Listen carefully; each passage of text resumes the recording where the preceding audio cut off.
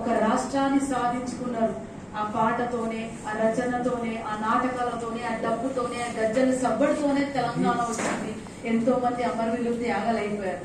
So ఆ report కొంచెం submit చేయడం జరిగింది. దాన్ని ప్రభుత్వం సీరియస్ గా తీసుకొని పరిశీలిస్తుంది. మళ్ళీ ఇంకొకటి మొన్న కూడా రెడీ చేశాము. అప్పుడు ఒక 2 నెలలకే ఉన్న నాలెడ్జ్ నాకున్న దాన్ని బట్టి సబ్మిట్ చేయడం జరిగింది. మళ్ళీ ప్రభుత్వం ఇంకొక 500 మందిని మనం తీసుకోవాలి. 2014 ముందు పనిచేసిన కళాకారులు. ఎందుకంటే కోవిడ్ తర్వాత అందరు కళాకారులు అయిపోయారు. ఒక ఫోన్ ఉంటే చాలు, పాట పాడడం, ఆట ఆడడం అయిపోయింది. కాబట్టి సో 2014 ముందు ఎవరైతే తెలంగాణ ఉద్యమం కోసం పనిచేశారో కళాకారులు, వాళ్ళని పరిగణంలోకి తీసుకోవాలని వచ్చింది. అది రెండో పాయింట్ ఏంటంటే, ఇది ఎలా స్క్రూటినీ చేయాలంటే కలెక్టర్ ఆధ్వర్యంలో, అట్లాగే అక్కడున్న సీనియర్ కళాకారులని కన్సిడర్ చేస్తూ, అక్కడున్న ఉద్యమకారులని కన్సిడర్ చేస్తూ, అక్కడే డిస్టిక్ ఒక కమిటీ ఫామ్ చేసి మనం అక్కడే సెలక్షన్ ప్రాసెస్ చేయాలని వచ్చింది. అట్లాగే చూస్తే మన జూపల్లి మంత్రి గారి ఆధ్వర్యంలో ప్రభాత బేరి అని ఒక చిన్న కమిటీ ఏర్పడడం జరిగింది.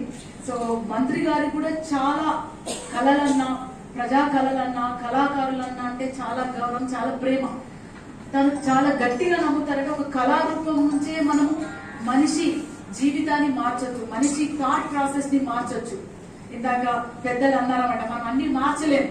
వాళ్ళ థాట్ ప్రాసెస్ మీద మనము, వాళ్ళ ఆలోచన విధానం మీద మనం ఏమైనా ఇంపాక్ట్ చూపెట్టగలిగితే అప్పుడు మనిషిలో మార్పు వస్తుంది అని చెప్పడం జరిగింది. సో ఆ మార్పు తీసుకురావాలి. సమాజంలో జరుగుతున్న అన్యాయాన్ని, అణిచివేతని, ఇంకా వివిధ దారులని అరికట్టాలంటే కళారూపాల్లో ముందుకు రావాలి. ఈ కళాకారులని అందరినీ మనం, రచయితని, కవుల్ని, కళాకారుల ఐక్యం చేసి ఒక కమిటీ ఫామ్ చేసి, ఇందాక సార్ అన్నట్టు, అన్నయ్య అన్నట్టు, ఈ కల్చరల్ వింగ్ ని పెద్దగా బలోపేతం చేయాలి. ఎందుకంటే మన సంస్కృతిని, మన కల్చర్ ని కాపాడుకుంటేనే సమాజం ఉంటుంది. ఎందుకంటే ఒక కల్చర్ మీదనే సమాజం నిర్మాణం అవుతుంది. కాబట్టి ఖచ్చితంగా దాన్ని కాపాడుకోవాలి, స్ట్రీమ్ లైన్ చేయాలి. ప్రతి డిస్ట్రిక్ట్ కి ఒక కల్చరల్ వింగ్ ఉండాలి. అప్పుడు ఏమవుతుందంటే ఒక కల్చరల్ డిపార్ట్మెంట్ ఉంటే అక్కడే ఉపాధి కల్పన కలుగుతుంది. ఇంకొకటి ఏం సబ్మిట్ చేశామంటే, కల్చరల్ కార్డ్ వచ్చింది అనుకోండి, మనం ఓన్లీ పాట పాడడానికో డాన్స్ కో అని కాకుండా కల్చరల్ టీమ్ లో ఉన్న వాళ్ళు చాలా మంది చదువుకున్నారు, చాలా మందికి టెక్నికల్ కోర్స్ వచ్చు, వివిధ రకాలమైన స్కిల్ ఉంది వాళ్ళకు. సో వాళ్ళ నైపుణ్యతను బట్టి ఆ డిపార్ట్మెంట్ లో మనం ఉద్యోగం ఇప్పించవచ్చు. సో కల్చరల్ కార్డ్ అంటే కల్చరల్ కోటా కింద వివిధ శాఖలో కానీ, ప్రైవేట్ కానీ, గవర్నమెంట్ దాంట్లో కానీ ఆ కల్చరల్ వింగ్ కింద మనం వాళ్ళకి అక్కడ ఉపాధి కల్పన కల్పించవచ్చు.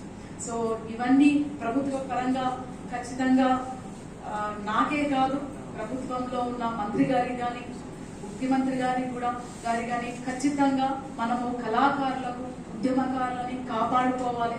మనం ఎంత వీలైతే అంత వారికి మనం వాళ్ళకు అండగా ఉండి వాళ్ళకు ఉపాధి కల్పన కల్పించాలి, గౌరవాన్ని ఇవ్వాలి అనే ఒక దిశగా వెళ్తున్నది. సో దాని పనిలోనే మేము కూడా ఉన్నాము. సో తప్పకుండా మన కళాకారులకు, ఉద్యమకారులకు, కవులకు అందరికీ తప్పకుండా తోడుండి ప్రభుత్వ పరంగా మనం ఎంత వీలైతే అంత మనం పనులు చేసి ఉపాధి కల్పన తీసుకొచ్చే విధంగా నేను కూడా మీతో పాటు ఉంటానని తెలియజేస్తూ ఈ అవకాశం ఇచ్చిన పెద్దలకు అందరికీ వందనాలు. Thank you.